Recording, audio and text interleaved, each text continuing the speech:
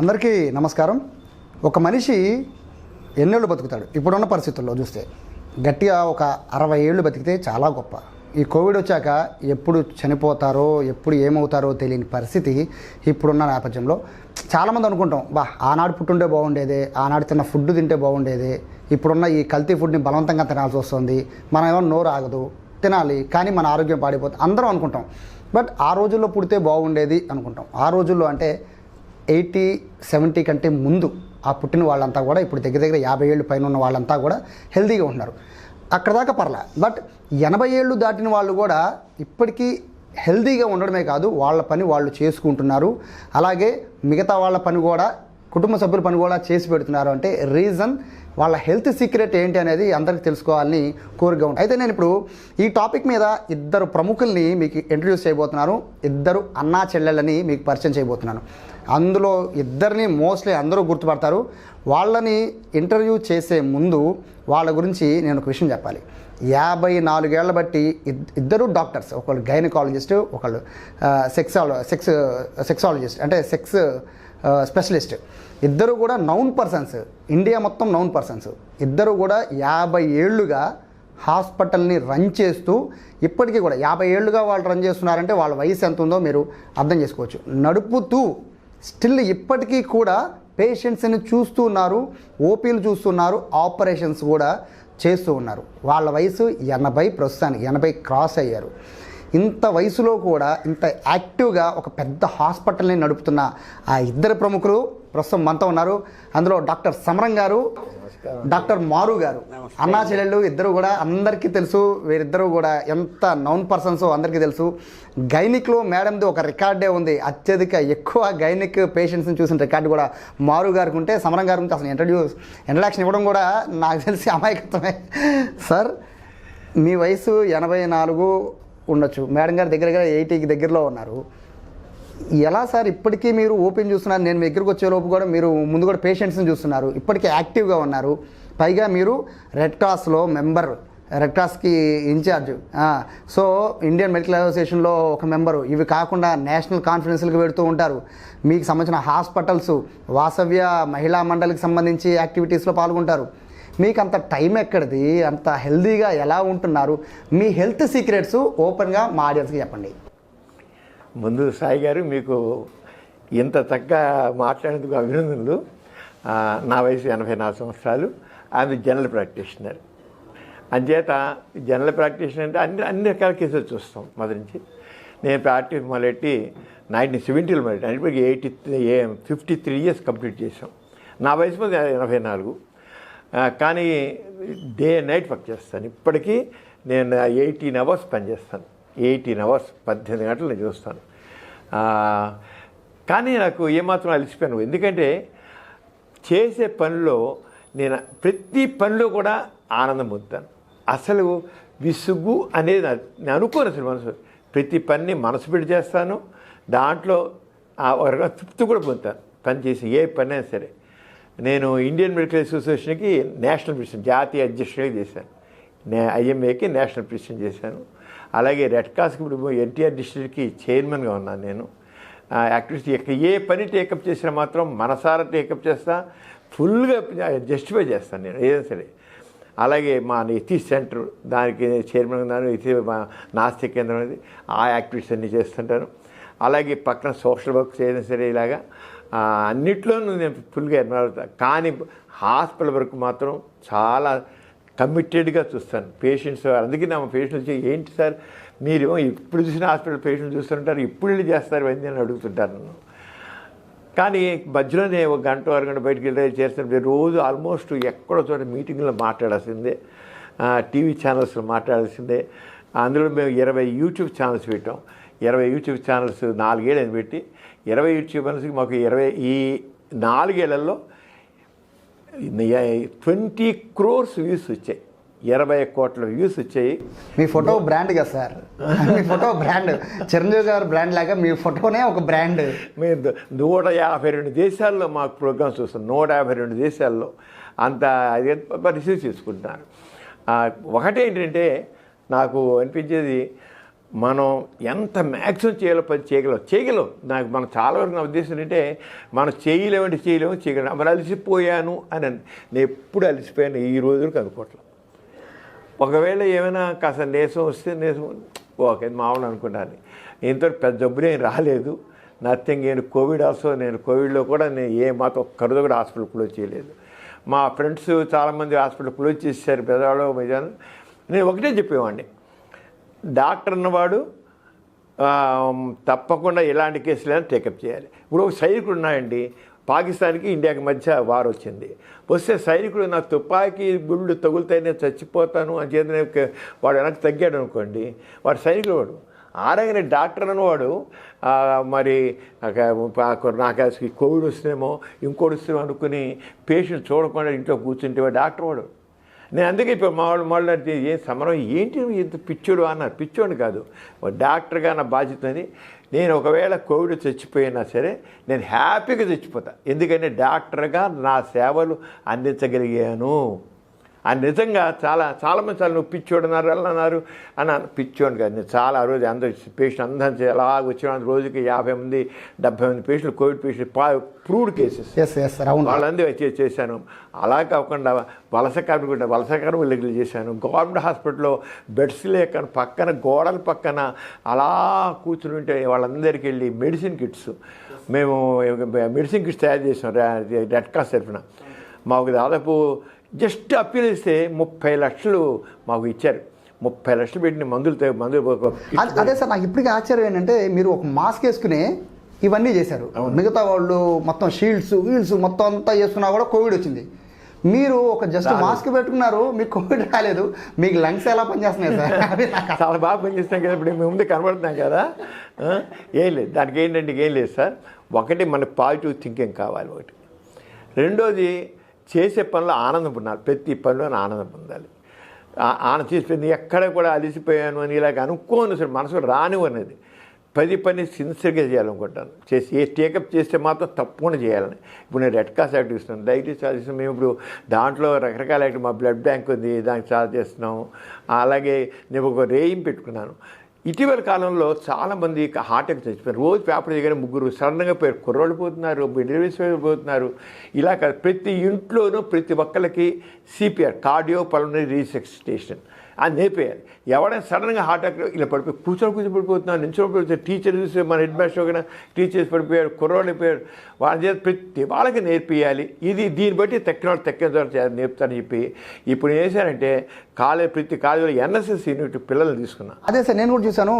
మీరు self defence నేర్పిస్తున్నారు, CPR నేర్పిస్తున్నారు, రెడ్ క్రాస్లో బ్లడ్ ఇప్పిస్తున్నారు, పేషెంట్లను చూస్తున్నారు, ఢిల్లీకి వెళ్తున్నారు, కాన్ఫరెన్స్లో పాల్గొంటున్నారు. సార్ మీరు ఓపెన్గా చెప్పండి, ఎన్నింటికి లేస్తారు, ఎన్నింటికి పడుకుంటారు? నేను ఉదయం 5ంటికి లేచిపోతానండి. పడుకోవడం మాత్రం 12 దాటుతుంది. 12 ముందు పడుకోవడం. ఎందుకంటే నాకు రోజంతా హాస్పిటల్. నేను 10ంటికి ఒకవేళ వర్క్ అయిపోతే 10 నుంచి 12 దాకా నేను ఇంకా వర్క్ నాకు రాసుకోవడం పిల్లంతా. ఎందుకంటే నేను 207 పుస్తకాలు రాశాను, పబ్లిష్ అయినవి. 217 పుస్తకాలు 217 పుస్తకాలు పబ్లిష్ అయ్యాయి. ఇది కాకుండా టీవీలో ప్రోగ్రామ్స్ ఉంటాయి. నేను ఈ టీవీలో చేస్తున్నాను, CBRలో చేస్తున్నాను. ఇవన్నీ ఇలా కాకుండా మీ సుమన్ టీవీ ఇలాంటివి మీకు ఇంటర్వ్యూలు ఇస్తున్నాను. మా యూట్యూబ్ ఛానల్స్ ఉన్నాయి. అదే సార్, మరి రెస్ట్ ఎట్లా సార్? అంటే ఒక మనిషికి మీలాంటి డాక్టర్స్ చాలామంది చెప్తారు మినిమం ఒక 8 గంటలన్నా రెస్ట్ తీసుకోవాలి అంటున్నారు. మీరు చూస్తే 5 గంటలు 4 గంటలు మాత్రం రెస్ట్ తీసుకున్నారు. మరి ఎలా సాధ్యం అవుతుంది సార్? అది కొంత అలసట అనిపిస్తుంది తెలియకుండా. పర్వాలంటే పనిలోనే అది పోతుందండి. మనం మామూలు పని చేస్తుంటే పోతుంది. మన గుడ్ హ్యాబిట్స్ ముఖ్యంగా నేను అనుకుంటాను. మంచి అలవాటు. నేను స్మోక్ చేయను, డ్రింక్ చేయను, ఫుడ్ ఏమో పరిమితంగా తీసుకుంటాను. చాలా పరిమితం. ఉదయం పూట నేను ఇడ్లీ తింటాను, మరి సాయంత్రం 5 అవుతుంది భోజనం చేసాడు కల్లా. ఆ భోజనం మిగతా మన యాక్చువల్గా లో కార్బోహైడ్రేట్ డైట్ అంటాను. తక్కువ అన్నం తింటాను, కూరలు ఎక్కువ తింటాను. ఎవ్రీడే ఫ్రూట్స్ తీసుకుంటాను. కాఫీ టీలు ఎక్కువ తాగను. ఉదయం పూట మొత్తం తీసుకున్న కదా, తర్వాత అంతా అది చేస్తాను. పాలు తాగుతాను. అలవాటు ఫుడ్ హ్యాబిట్స్ మాత్రం ఏంటంటే మంచి ఫుడ్ హ్యాబిట్స్ ఉంటాయి. అవి అసలు మన జంక్ ఫుడ్ అనేది మాత్రం నేను చూసి ఎప్పుడైనా తప్పదు. కొన్ని సందర్భాల్లో మా మనవలో వాళ్ళు తీసుకుని ఉంటారు. నేను మంచిది కాదని చెప్పి కానీ ఒకటి తీసుకుంటా, కానీ మనసులో మాత్రం ఈ జంక్ ఫుడ్ తీసుకున్నాం ఏంటి అని బాధ అనిపిస్తుంటుంది. కానీ పిల్లలకి ఏదో ఒకటి కాస్త చిన్నపిల్లలకి కావాలి, వాళ్ళతో పాటు నేను తీసుకుంటాను. అందరితో పాటు చక్కగా కలిసిమెలిసి ఉంటేనే మనకి ఏదో ఉంటుంది. సో మారు గారు, ఇప్పుడు నేను మారు గారి గురించి, సమరం గారి గురించి మీ అందరికీ తెలుసు కదా. మారు గారిది అయితే ఒక రికార్డే విజయవాడలో. ఆవిడ చూసిన గైనిక్ కేసులు నాకు తెలిసి ఏ డాక్టర్ కూడా చూసుండరు. మేడం ఇన్ని కేసులు చూస్తున్నారు, ఇప్పటికీ కేసులు చూస్తున్నారు. మా దగ్గర ఇంటర్వ్యూకి వచ్చే ముందు మీరు కేసులు చూస్తున్నారు. మీరు సార్ అంటే అసలు ఫస్ట్ డే 1 నుంచి భయంకరమైన యాక్టివ్. సార్ని కుర్చీలో కూర్చోమన్నా నేను కూర్చొని నించుంటాననే ఉంటారు. మీరు ఎలా ఉండగలుగుతున్నారు మేడం ఇంత యాక్టివ్గా? గైనిక్ పైగా చాలా చాలా జాగ్రత్తగా కేసులు ఆపరేషన్స్ చేస్తున్నారు, ఎలా సాధ్యమైంది? ఏంటంటేనండి, రాత్రి పొగలు పనిచేస్తాం. గైనిక్ అండ్ ఆబ్స్టిక్స్ అంటే మీరు డెలివరీ కేసులు కోవిడ్ ఉంది డెలివరీ అవ్వద్దు అంటే కుదరదు. డెలివరీ అవుతారు వాళ్ళు, కోవిడ్ ఉన్నా ఏదున్నా డెలివరీ అవుతారు. అంచేత ఇప్పుడు హాస్పిటల్ మూసేసామనుకోండి, కొంతమంది అన్నారు యాంటీనేటల్ కేసులకి చెయ్యి వెయ్యం చూడము అన్నారు డాక్టర్స్. చెయ్యి వెయ్యము చూడము అంటే ఎలా కుదురుతుంది? వాళ్ళు ప్రెగ్నెంట్ లేడీసు, డెఫినెట్గా వాళ్ళని చూడాలి, చూసి డెలివరీ చెయ్యాలి. బేబీ నేను బయటికి రాను కోవిడ్ అని ఉండదు, అది డెలివరీ అవుతారు వాళ్ళు. మనం చేసినా చేయకపోయినా డెలివరీ అవుతారు. అందుకని చెప్పేసేసి నా ఉద్దేశం ఏంటంటే మనం అటువంటివి ఉండకూడదు. డాక్టర్ అన్న తర్వాత డెఫినెట్గా వాళ్ళని చూసి తీరవలసిందే. తక్మా కేసులైనా పోస్ట్పోన్ చేసుకోవచ్చు, కానీ యాంటీనేటల్ కేసును పోస్ట్పోన్ చేసేందుకు వీలు లేదు. కానీ ఆరోగ్యం దెబ్బతింటుంది కదా మేడం మీకు కూడా. ఇప్పుడు ఆరోగ్యం దెబ్బతింటే మనం తీసుకునే జాగ్రత్తలు అంతేను, అంతకంటే ఏమీ ఉండదు. సీక్రెట్ కొంచెం మా వాళ్ళు కూడా చెప్పండి మేడం. జాగ్రత్తలు అంటే మాస్క్ వేసుకుంటాము అంతే, అంతకంటే ఏమీ లేదు. మాస్క్ వేసుకుంటాం, వాళ్ళ చేత వాళ్ళని అన్నీ చూస్తాము, టెస్టులన్నీ చేస్తాము. టెస్టులన్నీ చేసి లోపల బేబీ ఎలా ఉందో ఫీట్లాడి చూడాలి. అంటే మనం యాంటీనేటల్గా టచ్ చేయవలసే వస్తుంది. టచ్ చేసినా ఏం అవ్వదు మనకి, మళ్ళీ హ్యాండ్ వాష్ చేసుకుంటాం. అందుకని నాకేమీ ఎఫెక్ట్ కాలా. నేను ఆ రోజుల్లో మొత్తం డెలివరీ కేసులు చేశాను, సిజేరియన్స్ చేశాను, నాకేమీ ఎఫెక్ట్ కాలా. కోవిడ్లో కాకపోయినా మేడం మీరు ఇప్పుడంటే మన హాస్పిటల్ మల్టీ స్పెషాలిటీ లాగా పెద్ద పెద్ద బిల్డింగ్స్ మొత్తం సెంట్రల్ ఏసీ కూడా కాదు, మీ రూమ్ వరకే ఉంటుంది. మళ్ళీ మీరు బయటికి రాగానే మళ్ళీ మీరు సాధారణ జనరల్ పబ్లిక్లో కలిసిపోయి ఇంటికి వెళ్ళాలి పరిస్థితి ఉంది. మీరు ఇంత అంటే ఏసీలో ఉండాలి, ఏసీలో నుంచే కారులో ఎక్కి కారులో దిగాలనే మైండ్ సెట్ మీది కాదు. బట్ మీరు ఏ హెల్త్ టిప్స్ని మీరు ఫాలో అయ్యి ఇంత చేయగలుగుతున్నారు? ఇప్పటికీ కూడా మీరు ఆపరేషన్ ఎలా చేయగలుగుతున్నారు? ఇప్పటికీ అంటే మామూలు డైట్. ఇప్పుడు అన్నయ్య చెప్పినట్టు మేమందరం కలిసే ఉంటాము. మేమందరము తీసుకున్న డైట్ ఒకటే, మేమందరం వెజిటేరియన్. అందరం వెజిటేరియన్ ఫుడ్డే తీసుకుంటాం, ఫ్రూట్స్ తీసుకుంటాం, కూరగాయలు తీసుకుంటాము, లిమిటెడ్గా ఆహారం తీసుకుంటాం. అంతేగాని జంక్ ఫుడ్స్ తీసుకోం చాలా వరకు. అది ఎప్పుడో ఎక్కడో ఒకసారి తీసుకోవడమే కానీ రెగ్యులర్ ఫుడ్డే, ఇంట్లో వండిన ఫుడ్డే మేము తీసుకుంటాం. మీరు ఎన్నింటికి లేస్తారు మేడం? ఎన్నింటికి పడుకుంటారు? ఉదయం 5 o'clock లేచిపోతానండి. 5 o'clock లేచి రెగ్యులర్గా అన్నీ చేసుకుంటాం. వాకింగ్ చేస్తాను. నా రెగ్యులర్ ప్రోగ్రామ్స్, ఇంట్లో ఉండే ప్రోగ్రామ్స్ ఆడవాళ్ళకు ఉంటాయి, పనులు లేకుండా ఉండవు.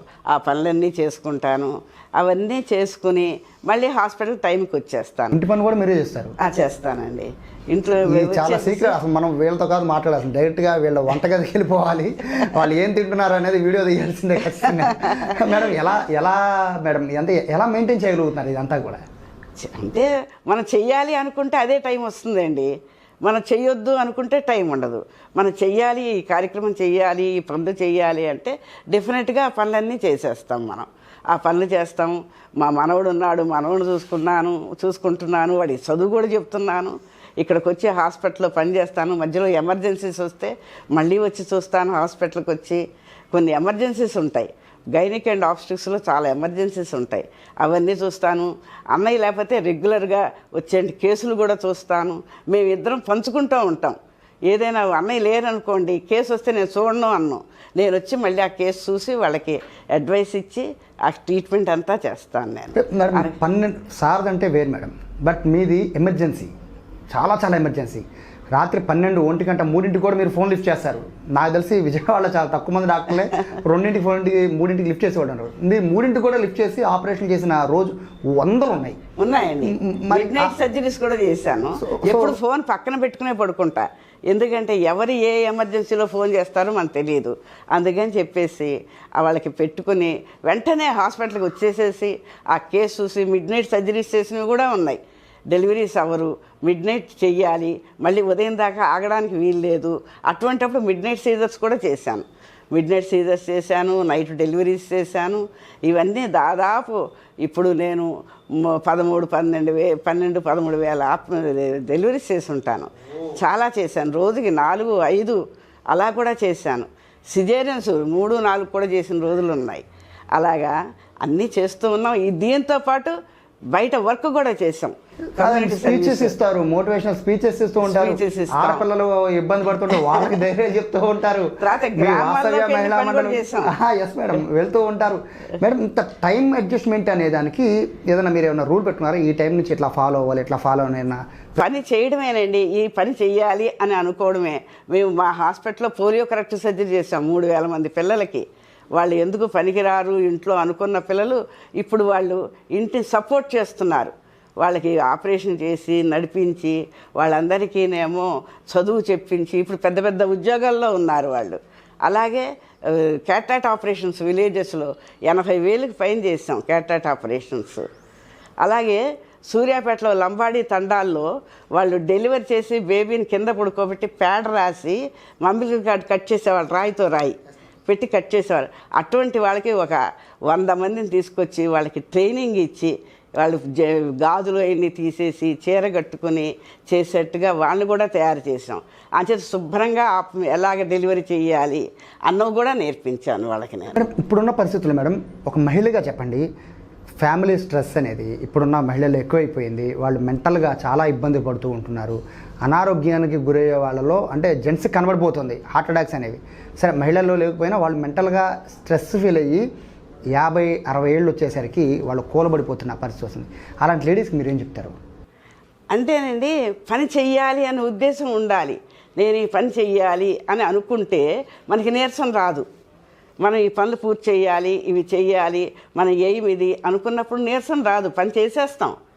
దానివల్ల ఏమీ రాదు. మనం తీసుకునే ఫుడ్ మధ్యలో తీసుకుంటూ ఉండమే, ఫ్రూట్స్ తీసుకుంటూ ఉండడం, మన డైట్ మనం తీసుకుంటూ ఉండడం, ఇంట్లో వండిన ఫుడ్, దాంతో మనకేమీ నీరసం రాదు. నాకేమీ రాలే ఇంతవరకు. మీరు సార్ చెప్పినట్టు మీరు కూడా ఓపెన్గా మీరు ఉదయం నుంచి సాయంత్రం దాకా ఏం తింటారో చెప్పండి మేడం.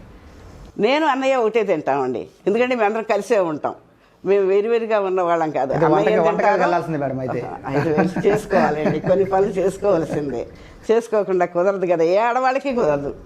పనులు చేసుకోవాలి, చేసుకుని అన్ని పనులు దాంతోపాటు ఈ పనులు కూడా అడ్జస్ట్ చేసుకుంటూ ఉంటాం. ఒకటి ముందు ఒకటి వెనక అవుతుంది. ఇక్కడ ఎమర్జెన్సీ ఉంటే వెనకాతలు అవుతాయి, లేకపోతే ముందు చేసుకుంటాం. ఓసారి పొయ్యి పెట్టి హాస్పిటల్ పరిగెట్టుకొచ్చిన రోజులు కూడా ఉన్నాయి. అలా ఉంటాయి, తప్పవు. ఆపుకుంటాం, పోయి వస్తాము, పని చేసుకుంటాం, మళ్ళీ వెళ్తాం, చేస్తాం.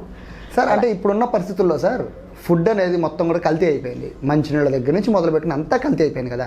మరి ఆ ఫుడ్ని మీరు తీసుకుంటారా, లేదా స్పెషల్గా మీరు ఏమన్నా ఫార్మింగ్ లాంటిది ఏమైనా చేపించుకుని తీసుకుంటారా? ఇంట్లో మొక్కలు వేసుకున్నామండి, కూరగాయ మొక్కలు వేసుకున్నాం. అందుకని ఇంట్లో ఆర్గానిక్ ఫుడ్డే ఉంటుంది మరి చాలా వరకు. కొన్ని కొనుక్కుంటాం, కొన్ని ఏమో ఇంట్లోనే పండుతాయి. అంటే ఎలా ఎలా గమనిస్తారు సార్? మామూలు ఎరువేసి చేస్తున్నాం. వంకాయలు, బీరకాయలు, ఇలాంటివన్నీ కూడా ఇంట్లో మామూలు వీళ్ళ వెజిటేరియన్ని పండిస్తాం. టొమాటోలు పండించుకుంటాం ఇంట్లోనే. అరటికాయలు, అరటి చెట్లు వేసి అరటి చెట్లు కొద్ది స్థలాన్ని మనకి ఫుడ్కి వెజిటబుల్ ఫార్మింగ్ అంతా అంచేత కొంత బయట తీసుకుంటాం. అంచేత అంత ఇదిగా మనకి అవుట్ సైడ్ ఎఫెక్ట్ లేకుండా, కానీ తప్పు బయట సైడ్ ఎక్కువ తీసుకొస్తుంది. సో సార్, మీరు బయటికి వెళ్తారు ఎక్కువ, మేడం కన్నా మీరు ఎక్కువ వెళ్తూ ఉంటారు, మిగతా కంట్రీస్కి వెళ్తూ ఉంటారు, అండ్ ఇండియా వ్యాప్తంగా అన్ని రాష్ట్రాల్లో తిరుగుతూ ఉంటారు. మరి ఫుడ్ని ఎలా మెయింటైన్ చేస్తుంటారు సార్? రకరకాలుగా ఉంటాయి కదా అక్కడ. అవునండి, ఫుడ్ వీలైనంత వరకు అక్కడ బయటకు వెళ్ళి తక్కువ తీసుకోవడం జరుగుతుంది.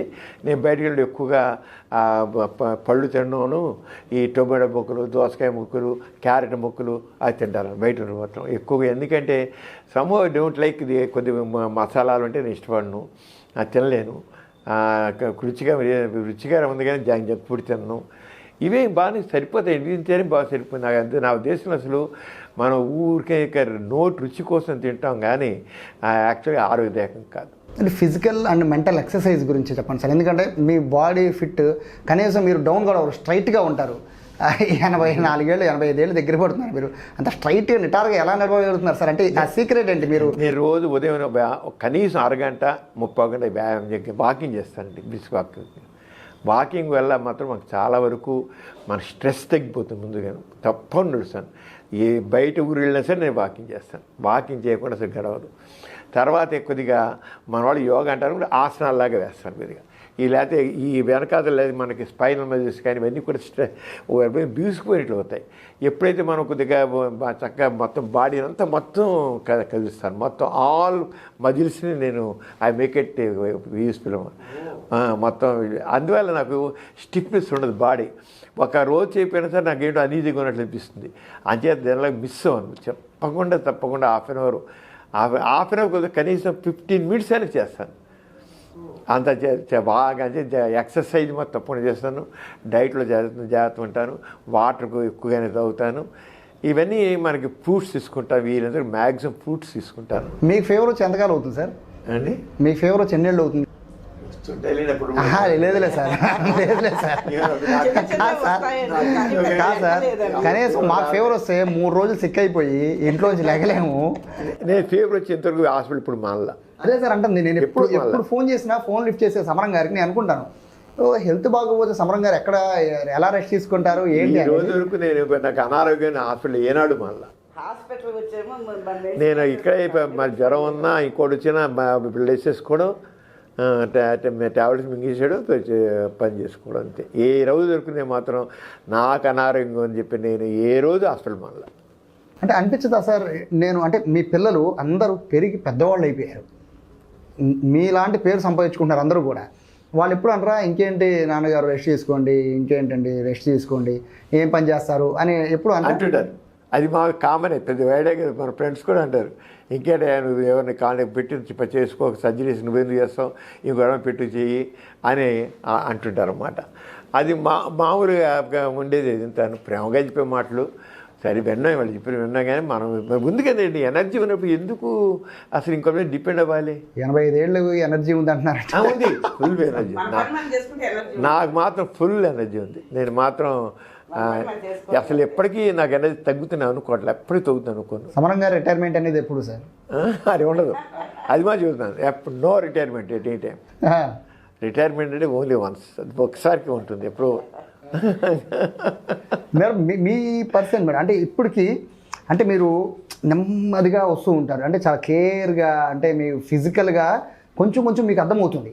అంటే నేను పెద్దదాన్ని అయిపోయాను, నా సర్వీసు కొంచెం డౌన్ చేయాలి, చూసే పేషెంట్స్ అని తగ్గించాలి అని మీ మైండ్లో ఉంటుంటుంది.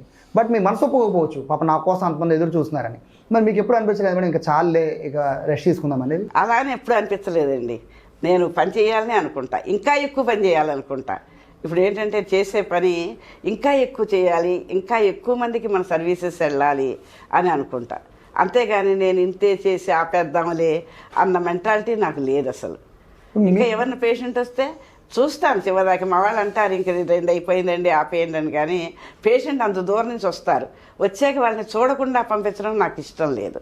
అందుకని వాళ్ళు ఇదేంటో చూసి అప్పుడు పంపిస్తాను, అంతేగాని అడ్వైస్ ఇవ్వకుండా నేను పంపించాను. మీ పిల్లలు కూడా ఇప్పుడు అనలేదా మేడం ఇంకా చాలే అండి? అలానే అసలు ఎప్పుడు మా బాబు అనలేదు. నాకు ఒక్కడే కొడుకు, వాడు కూడా ఎప్పుడు అనలా. నువ్వు చెయ్యమ్మా, చేయగలనంత చెయ్యి అంటాడు, కానీ నువ్వు చేయకుండా ఇంట్లో కూర్చోని అందు. ఇంట్లో కూర్చుంటేనే సిక్ అయిపోతామేమో సార్? ఇంట్లో కూర్చుంటేనే సిక్ అయిపోతామేమో. మేము పని చేస్తుంటేనే బాగుంటామండి, పని చేయకుండా కూర్చోవడం అన్నది లేదు అసలు. మరి మీ వ్యాయామం గురించి చెప్పండి. అంటే ఎలా ఎక్సర్సైజ్? నాకు తెలిసి మీ ఇంటి పనే సగం సరిపోతుందేమో నాకు తెలిసి. ఇంట్లో పనులు చేసుకోవడం, వాకింగ్, వచ్చి ఎక్సర్సైజ్ చేస్తాను నేను, బెండింగ్ ఎక్సర్సైజ్ కూడా చేస్తాను. ఆ రకంగా చేస్తే నాకు సరిపోతుంది. సో ఇప్పుడు మీ ఇద్దరు గురించి చెప్పండి. మేడం ఈ వయసులో మొన్న కూడా హాస్పిటలైజ్ అయ్యారు, నాకే చాలా బాధ వేసింది అయ్యో అని. కానీ మేడం గారికి ఉన్న స్ట్రెంగ్త్కి టక్మని సేమ్ ఇప్పుడు ఎలా ఉన్నారో అలా ఉన్నారు. హాస్పిటల్కి వెళ్ళే ముందు ఎలా ఉన్నారో వచ్చాక కూడా అలాగే ఉన్నారు. మీకు అనిపించలేదు సార్ ఎందుకు పాపం తను కష్టపడుతుంది అని, ఎందుకు అనవసరం స్ట్రెస్ అది ఎప్పుడు అనిపించలేదా సార్? మరి నేను పనిచేస్తాను కనుక తనకు ఎనర్జీ ఉన్నప్పుడు మానకూడదండి ఎవరైనా సరే. మనం రెస్ట్ తీసుకుంటే మనం లేజీ ఫీల్స్ సోమరిపోతులు అయిపోతాం. అది ఎప్పుడైనా నేను అనుకుంటానండి, పని చేస్తుంటేనే మనం యాక్టివ్గా ఉంటాం. పని చేయకుండా రెస్ట్ తీసుకుంటే మనకేంటంటే యాక్చువల్గా మన శరీరంలో ఫీల్ గుడ్ హార్మోన్స్ అనేవి రిలీజ్ అవుతాయి. మనం ఎప్పుడైతే పని చేస్తుంటామో, కొద్దిగా వ్యాయామం చేస్తుంటామో, ఆ ఫీల్ గుడ్ హార్మోన్స్ వచ్చి మన దాంట్లో డోపమైన్ వచ్చి మనకు మంచి ఎనర్జీని ఇస్తాయి. మనం రెస్ట్ తీసుకుంటుంటే ఆ ఫీల్ గుడ్ హార్మోన్స్ రిలీజ్ అవ్వవు. రిలీజ్ కాకపోతే మనం డల్గా తయారవుతాం. అంచేత మనం ఎక్సర్సైజ్ చేయడం, పని చేసుకుంటుంటే మన పనిలోనే మనకి మన ఆరోగ్యం చక్కగా ఉంటుంది. అదంటే నేను ఒకటి ప్రతివాళ్ళు చెబుతాను విషయం, మీరు ఎప్పుడు ఖాళీగా ఉండొద్దు, పని చేస్తుండండి. అసలు రెస్ట్ అనేది పనికి రాదు. రెస్ట్ ఎందుకు? జబ్బున్న వాళ్ళకి రెస్ట్ బాగా, ఏదో పెద్ద గుండె జబ్బు ఉండో లేదా ఆపరేషన్ చేయించుకున్న వాళ్ళకో వాళ్ళకి రెస్ట్, కానీ మేము మామూలుగా మనకెందుకు రెస్ట్? అసలు రెస్ట్ అనేది కరెక్ట్ కాదు. అసలు పని చేస్తుంటే ఎంత మనం పని చేస్తుంటామో అంత ఎక్కువగా మనలో ఫీల్ గుడ్ హార్మోన్స్ రెడీ అవుతాయి. ఆ ఫీల్ గుడ్ హార్మోన్స్ మనం ఎనర్జీస్ లెవెల్ బాగా పెరుగుతాయి, ఇమ్యూనిటీ పెరుగుతుంది. ఇమ్యూనిటీ నుంచి మనకు ఆరోగ్యం చక్కగా ఉంటుంది. అంటే స్ట్రెస్ పెరుగుతుంది కదా సార్? అంటే పని చేస్తుంటే స్ట్రెస్ ఎందుకు ఉంటుంది? పని చేస్తే స్ట్రెస్ ఉండదు. మనం వర్క్ ఏ పని ఎంత చేసుకోగలం చూసుకుని చేస్తే, ఇంకా ఓవర్గా వర్క్ పెట్టేసుకుని ఓవర్గా చేస్తే అప్పటికి రావచ్చు. కానీ మనం మన పరిమితులు బట్టి చేస్తే స్ట్రెస్ రాదండి. అది మనం అంటే వర్క్ ప్లానింగ్ కావాలి. మనం ఇవాళ ముందే ప్లాన్ చేసుకోవాలి. ఇలా చేయాలి ప్లానింగ్, ఈరోజు మనం ఏం చేద్దాం అనుకుంటే ఆ ప్లాన్ చేసుకుంటే ఏమంటుంది సార్. ఇంకొకటి, మీ నాన్నగారు 94 ఏళ్ళు, 95 సార్ ఆయన కొద్దిగా ఎర్లీగా అనిపోయారు. మా అమ్మ మాత్రం 94 ఏళ్ళు ఉంది. సారీ. సో ఆవిడ, మీ మదర్ గారు 95 ఏళ్ళు, దగ్గరగా 94 ఏళ్ళు. బహుశా మా అమ్మ వాళ్ళ జీన్స్ అదే అనుకుంటే, ఎందుకంటే మా ఇంట్లో అందరూ కూడా ఆల్మోస్ట్ 85, 86 అలాగే ఉన్నారు. మా పెద్దక్కే ఉంది ఇప్పుడు 96 ఏళ్ళు. తను 96 ఏళ్ళు పెద్ద అక్కయ్యకి. ఇప్పుడు బాగుంది మా పెద్ద అక్కయ్య. ఇటీవల మా పెద్దబాబు గారు పోయారు. ఆయనకి 105 సంవత్సరాల్లో బతికారు ఆయన. ఇటీవల పోయారు ఆయన, మా పెద్దబాబు గారు. మా అక్కయ్యకి 96 ఏళ్ళు ఉన్నాయి తనకి. తను యాక్టివ్గా ఉంది. బహుశా మా అమ్మ వైపు నుంచి వచ్చి ఉండదు జీన్స్ మా అందరికీ. సో ఇది జీన్సే అంటారు? జీన్స్ కొంత తప్పకుండా ఎఫెక్ట్ ఉంటుందండి. జీన్స్ ఎఫెక్ట్ కొంత ఉంటుంది, ఖచ్చితంగా ఉంటుంది. దాంతో మన హ్యాబిట్స్, మన ఎక్సర్సైజు, మన పాజిటివ్ థింకింగు దాన్ని బట్టి ఉంటుంది. Positive thinking very very important. మనసు ప్రశాంతం పెట్టుకోవడం, ఊరికి పెద్దానికి ఇది కావాలి అంత హై అంబిషన్. పని చేయాలి కానీ ఏవో కావాలని పెద్ద అంత అంబిషన్ మాకు దృష్టిలో ఎక్కువ మాత్రం ఏంటంటే సమాజానికి సేవ చేయాలి అంతే. మెయిన్గా మనం ఈ సమాజానికి ఎలా తోడ్పడతాము, ఈ సమాజాన్ని మంచిగా మనం చేయడానికి మనం కృషి ఏం చేస్తాం అనేది ముఖ్యంగా ఉంటుంది. మన గురించి ఆలోచన కంటే ఎదుటి వాళ్ళకి చేసే పని గురించి, సమాజం చేసే పని గురించి మేము ఎక్కువ ఆలోచిస్తాం. సమరం గారి గురించి ఇదే మిమ్మల్ని అడుగుదాం అనుకున్నా. సార్ ఒక డాక్టర్ అయితే పెద్ద మీరు ఫీల్ అవ్వకపోవచ్చు, ఎందుకంటే వస్తారు చక్కగా పేషెంట్లు చూస్తారు వెళ్ళిపోతారు అనుకోవచ్చు. సార్ ఒకటి కాదు, 100 పనులు, పుస్తకాలు రాయడం దగ్గర నుంచి మొదలు పెట్టుకొని దేశవ్యాప్తంగా తిరుగుతూ ఉంటారు.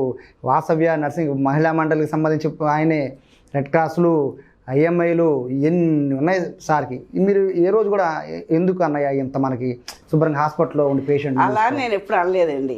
అన్నయ్య లేకపోతే ఆ పని ఇక్కడ నేను పూర్తి చేసేస్తూ ఉంటాను. వెనకాతలు హాస్పిటల్లో మొత్తం పని చేసేస్తాను. ఇట్లా ఉంది అంతేగాని అన్నయ్య నువ్వు ఎందుకు వెళ్తున్నావు అన్నావు. ఏ పని అయితే మిగిలిందో అది నేను చేసేస్తా. మేమిద్దరం హాస్పిటల్లోనే, లేకపోతే అన్నయ్య చేస్తారు, అన్నయ్య లేకపోతే నేను చేసేస్తా. అంచేత పేషెంట్స్కి ఏ ఇబ్బంది రాదు. మొత్తం పనులన్నీ ఇద్దరం చేసేస్తాం. అలా తిరుగుతూ ఉంటే మేడం ఇప్పుడున్న పొల్యూషన్ వేరు మేడం. మీరు అంటే ఏదైతే మనం మొదట్లో అనుకున్నామో అప్పట్లో మీ ఫుడ్ హ్యాబిట్స్ వేరుగా ఉండొచ్చు. ఇప్పుడు జనరేషన్ తగ్గట్టు మీ ఫుడ్ హ్యాబిట్స్ మార్చుకోవాల్సి వస్తూ ఉంటుంది. బట్ సార్ మొత్తం నేషనల్ వైడ్గా తిరుగుతూ ఉంటారు. అంటే అక్కడ ఏదన్నా ఫుడ్కి సంబంధించిన ప్రాబ్లం వస్తే సిక్ అయిపోయే పరిస్థితి ఉంటుంది. అంటే అనిపించలేదు మేడం ఎందుకు అంత మొత్తం తిరిగి చేయాలి? పైగా సార్ కూడా ఎథిస్ట్, పైగా ఇంకా అది ఇప్పటికీ కూడా సార్ అంటే మా ఎంటైర్ ఈ 2 తెలుగు రాష్ట్రాల్లో కూడా ఎథిస్ట్. ఆయన మూఢనమ్మకాలపైన పోరాటాలు చేస్తున్నారు. ఇన్ని చేస్తున్నప్పుడు ఇన్ని ఎందుకు అన్నయ్య భారం తగ్గించుకోండి అని చెప్పాలని అనిపించలేదు మేడం? ఎప్పుడు అనిపించలేదు, ఎందుకంటే మేము కూడా అలాగే ఉన్నాం కనుక. అందరం అలాగే ఉన్నాం. మా అమ్మ కూడా చివరి దాకా తను చనిపోయే వరకు వర్క్ చేస్తూనే ఉంది. అంతవరకు తను కూడా మొత్తం ఇంట్లో వంట కూడా మా అందరికీ చేసి పెట్టేది. అదే కాదు, వచ్చిన వాళ్ళందరితో మాట్లాడేది. మా అక్కయ్యలు వాళ్ళు కూడా అంతే, మా అన్నయ్యలు అంతే. చివరి వరకు అందరూ పనిచేస్తూనే ఉన్నారు. అంచేత మాకు నువ్వు ఈ పని చేయొద్దు అని ఏ రోజు అనిపించాల. మనం ఇంకా వాళ్ళు బయటికి వెళ్తే మనం తగ్గిన పనులు మనం పూర్తి చేద్దాం, మనం చేసేద్దాం అని అనుకుంటున్నామే కానీ వెళ్ళొద్దు నువ్వు ఈ పని చేయొద్దు అన్న విషయం మాకు లేదండి. ఒకళ్ళైతే 2 వాళ్ళం పని చేసేస్తున్నాం. నాకు తెలిసి అసలు ఇద్దరిని ఇంటర్వ్యూ చేయడం కూడా అనవసరం, ఒకళ్ళు చెప్తే అయిపోయింది. ఎందుకంటే ఇద్దరు సేమ్ ఆన్సర్సే చెప్తున్నారు.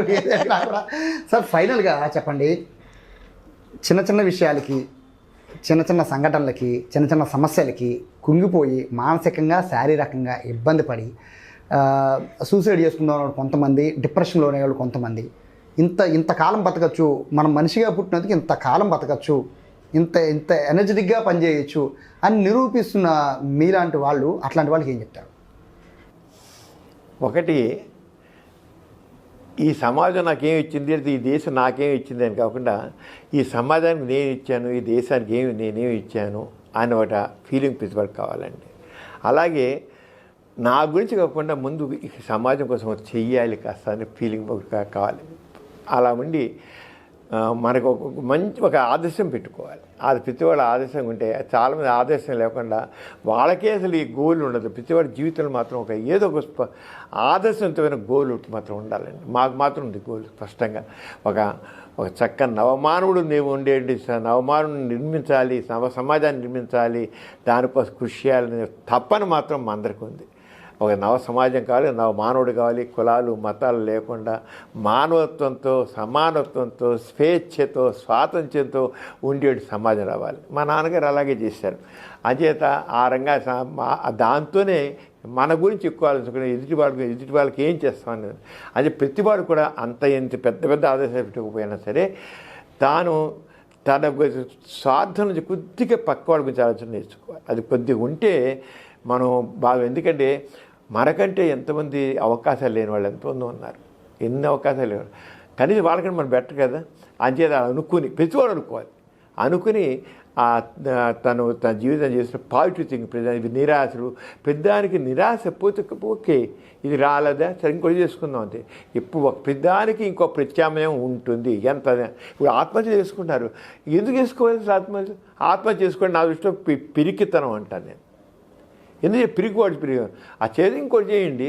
ఒక ప్రేమ ఫెయిల్ అయింది పోతే పోయి ఓకే, అది కూడా మనం మంచిగా అనుకోవడమే.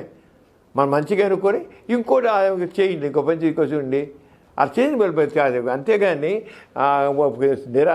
డిప్రెస్ అయిపోవడం అలా కాదు. ఇవన్నీ మన చేతులు, మనమే మార్చుకోగలిగేది, మనం మార్చుకోగలిగేది మనమే, ఎవడో కాదు, ఏమి కాదు. అంచేత ఆ పాజిటివ్ థింకింగ్ అనేది మనం చాలా వరకు యాక్టివ్గా ఉంచుతుంది.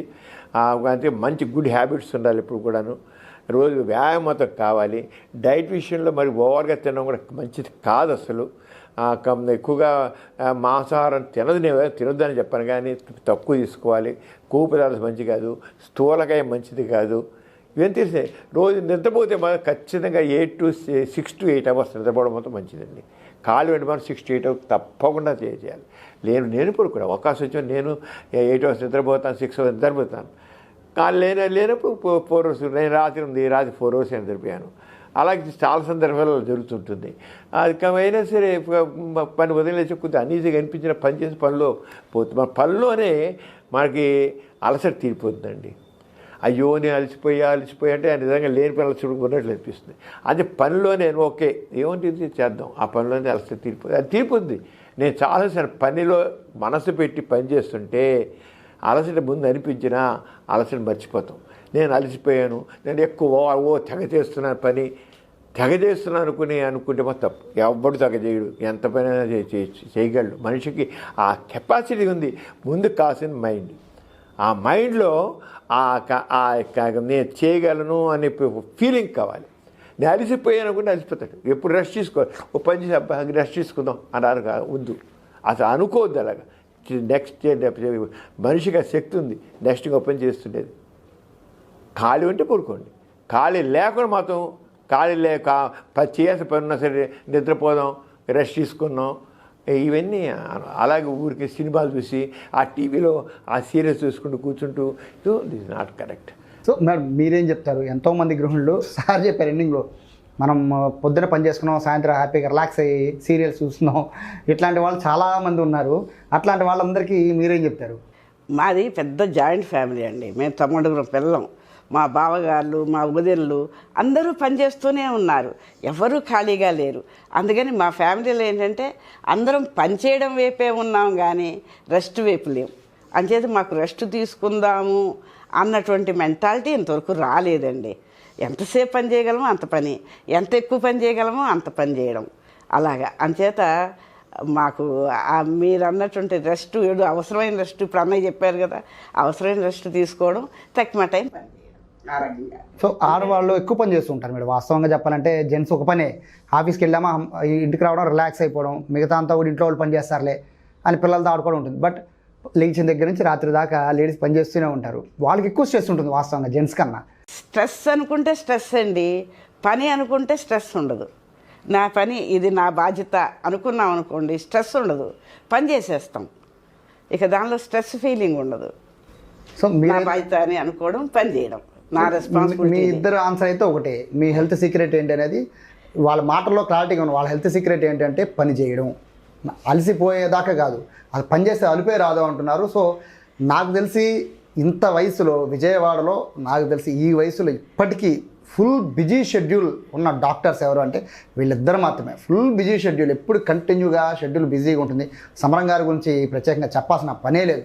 ఎప్పుడు ఎక్కడ కనబడతారో కూడా తెలియని పరిస్థితి సమరం గారిది. ఇప్పుడు నాతో ఇంటర్వ్యూ చేస్తున్నారు, రేపు పొద్దున్నే ఆయన ఢిల్లీ వెళ్ళిపోవాలి. సో ఇంత టైట్ షెడ్యూల్లో ఆయన 84-85 ఇయర్స్ దగ్గర పడుతున్నా కూడా హెల్ప్ చేస్తున్నారంటే హెల్త్ అనేది చాలా కేర్ అనేది ఎంత జాగ్రత్తగా తీసుకోవాలి అనేది సమరం గారు చెప్తున్నట్టుగా కూడా వ్యాయామం అనేది మస్ట్గా తీసుకోవాలి. అలాగే వర్క్లో నేను అలసిపోయానన్న ఫీలింగ్ అయితే మన మనసులో ఎప్పుడైతే వస్తుందో అప్పటి నుంచి మనలో ఒక అలసట అనేది స్టార్ట్ అయిపోయి మన బద్ధకాన్ని పెంచేస్తుంది అనేది సమరం గారి మాటలో. మారు గారు కూడా చెప్తున్నారు, ఇంటి పని మన సొంత పని అన్నట్టుగా చేసుకొని మనం అలసిపోలేదు అనే ఫీలింగ్ మనలో ఉంటే కనుక అది ఖచ్చితంగా అది బూస్టప్ ఇస్తుందని చెప్పి మారు గారు చెప్తున్నారు. ఓవరాల్గా ఇద్దరు మాటల్లో ఇద్దరు కూడా నాకు తెలిసి ఇంకొక 100 ఇయర్స్ సమరం గారికి మారు గారికి వచ్చినా కూడా నాకు తెలిసి ఇదే ఇంటర్వ్యూ మనం అడిగినా కూడా ఎలాగే సమాధానం చెప్తారు. బట్ అప్పటికి నేను ఈ కుర్చీ కాకుండా ఇంకొక వెనక మెత్తడి కుర్చీ వేసుకొని కూర్చుంటారేమో, కానీ సార్ మాత్రం మేడం మాత్రం అలాగే కూర్చుంటారు, కూర్చోవాలని అందరం కోరుకుంటూ thank you so much sir. ఇది హెల్త్ సీక్రెట్, సమరం గారి హెల్త్ సీక్రెట్, అలాగే మారు గారి హెల్త్